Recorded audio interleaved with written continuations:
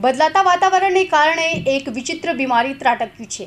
આમ તો આ બીમારી બાળકોમાં થતા હોય છે, પરંતુ હવે વડીલોમાં પણ થઈ રહ્યું છે। આ બીમારીનું નામ છે મમ્સ। છેલ્લા કેટલાક દિવસોમાં કેરળમાં ઘણા લોકોમાં મમ્સના કેસો જોવા મળ્યા છે। તેને સામાન્ય ભાષામાં ગાળપચોડિયા કહેવામાં આવે છે। રિપોર્ટ્સ મુજબ ગાળપચોડિયાના લગભગ 200 કેસો નોંધાયા હતા અને ગુજરાતના રાજકોટમાં 1.5 મહિનામાં 700થી પણ વધારે કેસો નોંધાયા હતા। બાળકોમાં આ બીમારી વધારે જોવા મળી છે, કેમ કે બાળકોની રોગ પ્રતિકાર શક્તિ નબળી હોય છે, તેથી તેમને આ રોગનું થવાનું જોખમ વધારે હોય છે। સામાન્ય રીતે આ ચેપ 2 થી 12 વર્ષની વયના બાળકોને અસર કરે છે। આ રોગના વધતા જતા ચેપને જોતા કેરળ સરકારના આરોગ્ય વિભાગે રાજ્યભરમાં એલર્ટ જારી કર્યું છે। તો ચાલો આ રોગના કારણો, લક્ષણો અને નિરાકરણ વિશે વિગતવાર જાણીએ। ગાળપચોડિયા એ એક પ્રકારનો વાયરલ ચેપ છે જે પેરોટિડ ગ્રંથિઓને અસર કરે છે, જેના કારણે આપણા ગાલની બંને બાજુ સોજો આવે છે। આ ચેપ છીંક, નાક અને ગળામાંથી નીકળતા ચેપી ટીપાના સંપર્ક દ્વારા ફેલાય છે। આ ચેપને કારણે કેટલીકવાર આપણને ગરદનમાં તીવ્ર દુખાવો પણ થાય છે।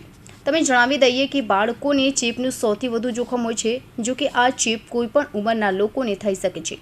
બાળકોની રોગ પ્રતિકાર શક્તિ નબળી છે, તેથી તેમને આ રોગ થવાનું જોખમ વધારે હોય છે। સામાન્ય રીતે આ ચેપ 2 થી 12 વર્ષની વયના બાળકોને અસર કરે છે। ગાળપચોડિયાની સમસ્યાને કારણે કાનને નીચે હાજર પેરોટિડ ગ્રંથિઓમાં સોજો આવવા લાગે છે, જેના કારણે ગાલ પર સોજો આવવા લાગે છે। વધુમાં બોલતી વખતે, ચાવતી વખતે અથવા ગળી વખતે દુખાવો થઈ શકે છે। ચાલો આગળ ગાળપચોડિયાના લક્ષણો વિશે વાત કરીએ।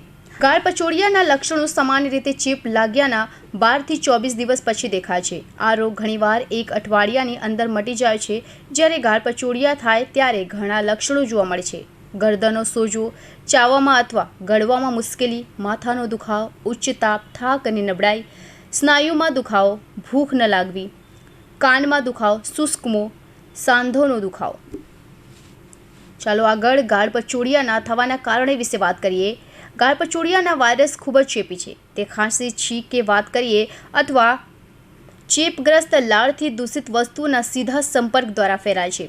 શાળાઓ અને ઉદ્યોગો જેવા સ્થળોએ તેના ફેલાવાની શક્યતા વધી જાય છે। ચેપગ્રસ્ત વ્યક્તિ સાથે ખોરાક, પાણી અથવા વાસણો વહેંચવાથી પણ આ ચેપ બાળકોમાં ફેલાય છે। આગળ વાત કરીએ કે આ રોગથી કેવી રીતે બચવું જોઈએ। બાળકોને આ ચેપથી બચાવવાનો સૌથી અસરકારક રસ્તો રસીકરણ છે। તમારા બાળકને MMR રસીકરણ આપવાની ખાતરી કરો। જો ઘરમાં કોઈ પણ બાળકને ગાળપચોડિયાની સમસ્યા હોય તો તેને ઓછામાં ઓછું 7 દિવસ માટે અલગ રાખો। જો ગાળપચોડિયાની સમસ્યા હોય તો બાળકને શાળાએ કે ખૂબ ભીડવાળી જગ્યાએ ન મોકલો। ચેપના ફેલાવાને રોકવા માટે ઘરની બધી વસ્તુઓને સેનિટાઈઝ કરો। બાળકોને વારંવાર ચહેરા, નાક, આંખ અને મોંને સ્પર્શ કરતા અટકાવો। બાળકના વાસણો ઘરના અન્ય કોઈ સભ્ય સાથે શેર ન કરો। માસ્ક પહેરો અને નિયમિતપણે સાબુથી તમારા હાથ ધોવા।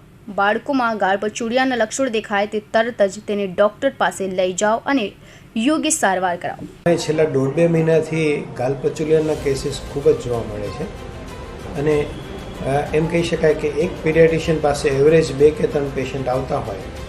રાજકોટમાં 150થી પોણા 200 પીડિયાટ્રિશિયન છે, તો 100 પાસે 2-3 ગણીએ તો રોજના લગભગ 300ની આસપાસ કેસીસ અમે જોતા હોઈએ છીએ। તો એક મહિનાની અંદર આશરે 7-8 હજાર કે 10 હજાર સુધી કેસીસ કદાચ નવા દેખાતા હશે। ગવર્મેન્ટની વેક્સિન્સ જેણે લીધી હોય એ બહુ સારી વસ્તુ છે, લેટ લેવી જોઈએ, પરંતુ જો ત્યાં લીધી હોય તો એક એક્સ્ટ્રા વેક્સિન MMRની જે કહેવાય એ પ્રાઇવેટમાં લઈ લેવી જોઈએ, કારણ કે ગવર્મેન્ટમાં ઉપલબ્ધ નથી હોતી અને પ્રાઇવેટમાં જે લેતા હોય એણે પણ 4.5 વર્ષે રસી લઈ લેવી જોઈએ। પાછો જો બાકી હોય બુસ્ટર ડોઝ તો 4.5 વર્ષે રહી ગઈ હોય તો એ 7-8-10 વર્ષે પણ લઈ શકાય, એટલે બાકી રહી ગઈ હોય તો લઈ લેવી જોઈએ, એટલે પ્રતિકાર શક્તિ વધે। Bureau report, Hind TV news, Surat.